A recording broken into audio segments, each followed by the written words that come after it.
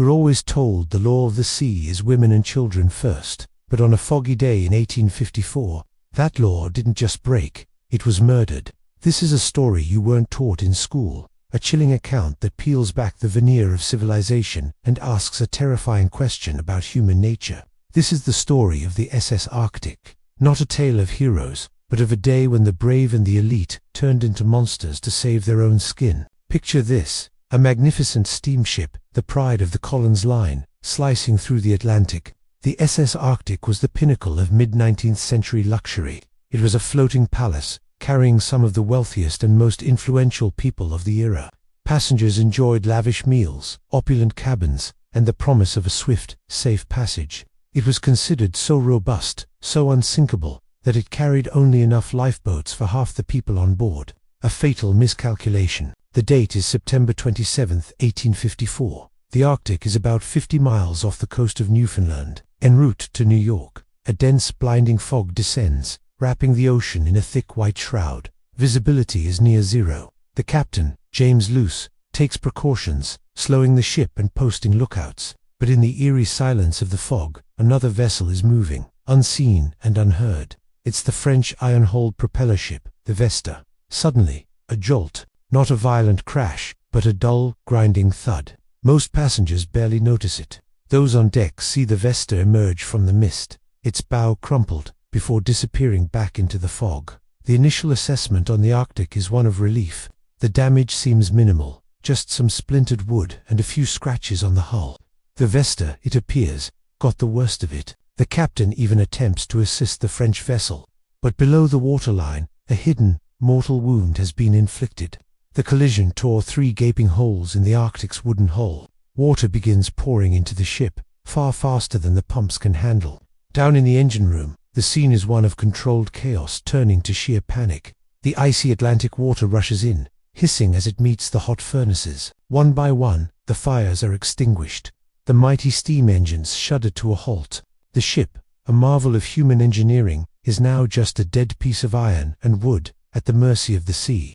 And as the ship's power dies, the power of civilization begins to crumble with it. On deck, Captain Luce tries to maintain order. He's a respected seaman, and initially, the passengers trust him. His plan is to run the ship towards the nearest land, hoping to beach it before it sinks. But the engines are dead. The ship is doomed. Panic begins to ripple through the crowd as the ship bow dips lower and lower into the water. This is the moment where heroes are made, or where the worst of humanity is revealed. For the crew of the SS Arctic, the choice was clear. Their duty was to protect the passengers, to launch the lifeboats in an orderly fashion, to follow the unwritten law of the sea. They did the exact opposite. A group of firemen and engineers, the very men who knew the ship's fate was sealed, staged a mutiny. Armed with axes and knives, they stormed the main lifeboats. They weren't just taking them. They were fighting off passengers who tried to board. Men, sworn to save lives, were now pushing away desperate mothers and their children to secure their own escape. The chaos was absolute. Captain Luce fired his pistol in the air, trying to restore command, but it was useless. The crew had become a mob. They hacked the ropes of one of the largest lifeboats, causing it to launch unevenly, spilling its occupants into the frigid water. They seized another, fighting off anyone who got in their way. One officer, witnessing the horror, shot a crewman who was trying to push a woman aside, but it was a futile act of defiance against a tide of cowardice. Imagine the scene. A sinking ship, hundreds of souls trapped on board, and the lifeboats their only hope being rowed away by the very men who were supposed to be their saviors. One of the most shameful acts in maritime history was unfolding. The crew took the boats, some only half full, and vanished into the fog, leaving behind over 200 passengers. They left behind every single woman and every single child on board. Not one of them would survive to see the next sunrise. Their screams and pleas were ignored, lost in the vast, indifferent ocean. But amidst this darkness, there was a glimmer of true courage. While the cowards fled, one young man stood his ground. His name was Stewart Holland. He was a 28-year-old engineering student, traveling with his family. As the crew abandoned their posts, Holland made his way to the ship's signal cannon.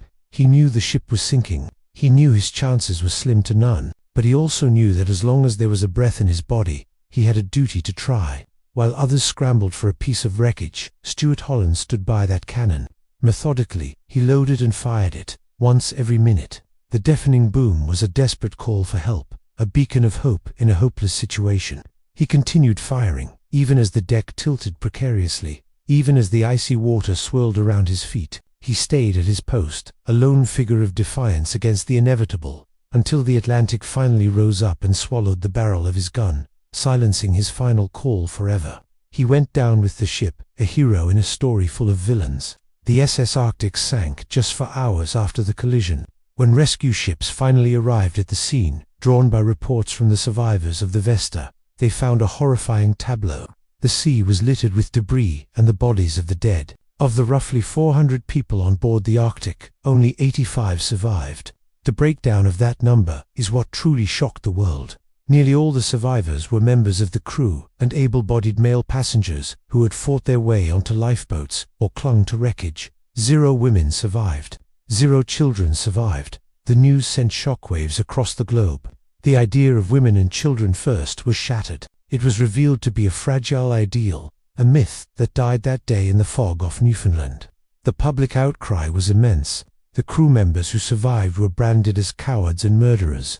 The event forced a reckoning in maritime law, leading to stricter regulations about lifeboat capacity and crew conduct during emergencies. The tragedy of the SS Arctic became a brutal lesson, written in the lives of the innocent who were sacrificed. So it makes you wonder.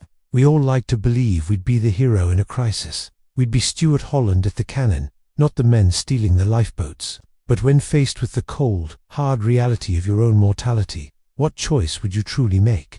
If you were on that deck, with the water rising and chaos all around, would you have fought for a place on that boat, knowing you were condemning someone else? Or would you have stood your ground, facing the end with dignity? This is the crucial choice. Tell me what you think in the comments. It's a debate that history, and our own conscience, still hasn't settled. Thanks for watching. Don't forget to subscribe for more stories that challenge what you think you know about the past.